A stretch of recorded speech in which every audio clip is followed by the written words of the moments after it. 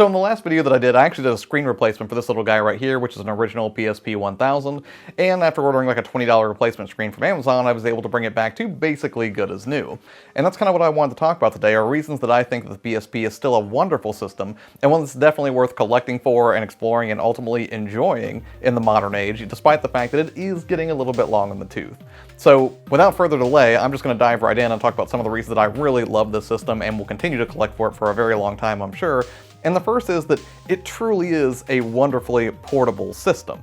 And I mean every model of the PSP is really portable, whether that's the 1000, the 2000, the 3000, the Go, or the Street. They're all very easy to slip into a pocket, and I would say that they're a little bit more resilient than even the PlayStation Vita that succeeded it.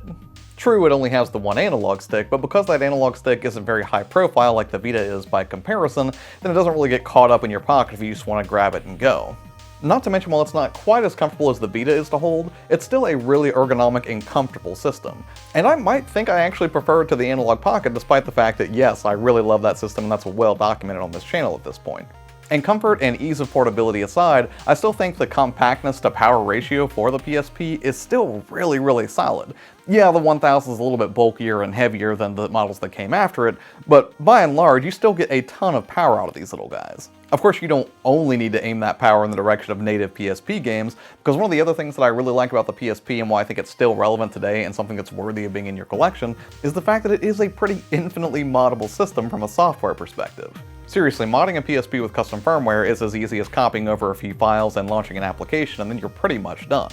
And once that's done, it's really easy to just run ISOs of all of your games so you don't put a bunch of wear and tear on your UMDs, or also to just play eboot files that will actually be repackaged PlayStation 1 games, for example, just in a native PSP format.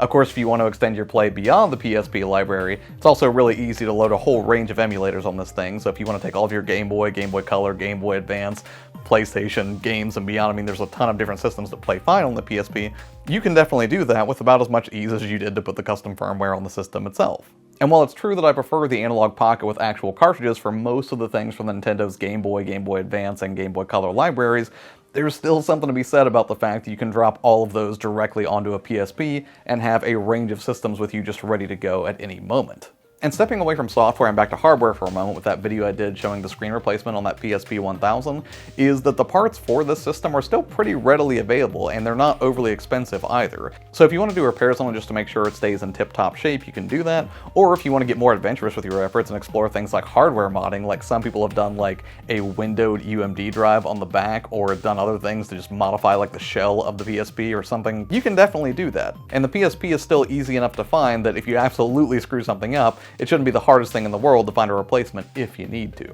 And if you do have to find a replacement and it happens to be one with a cracked screen, you should be able to replace that pretty easily for less than 20 bucks. But portability, comfort, modability, hardware repairability, all those things aside, it still has a tremendous library of games, and I think that's why it's still relevant today. Seriously, we got like 4 or 5 Metal Gear games for that system, a couple of really good God of War games, Crisis Core, Final Fantasy VII, and just a whole range of RPGs. Like, there are a ton of really great games of both the 2D and 3D variety on the PSP, and one of the things that's even better about that is it's not an overly expensive system to collect for right now. Seriously, if you go on like eBay or hit up some of your local shops, you'll find that PSP games do not demand nearly the premium pricing that you're going to see across something like the Game Boy, DS, or 3DS, for example. Now, I can't exactly say the same for the Vita, unfortunately, because those games are starting to get up there, but for PSP stuff, you can still find those games if you're a collector at really decent prices in a lot of cases, and some of the rarest games on the system really don't demand a massive amount of dough, unless you're talking about something like Persona 3, which I think at present goes for anywhere from $200 to $250,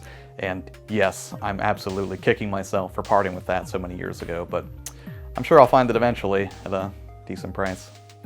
Just gonna hold on to that dream. So yeah, those are all of the reasons, and I'm sure a few more that I'm not even thinking of right now, that I still think the PSP is an awesome system and should definitely have a spot in your collection. And as a natural extension of that, because, you know, the most important part of any video game system are the games, I will be doing a couple of videos in the next few weeks talking about, you know, some of the best games for the PSP library, and also ones that I think are worth keeping an eye out for. But hey, what about you? Did you play the PSP when it first came out, or is it a system that you're actively collecting for now? If so, let me know in the comments below, because I would love to just hear some, you know, PSP love down there and talk about what you think some of the best games are. As always, thanks for taking the time to watch the video. I really appreciate it. Have a great day, and I'll see you on the next one. Bye.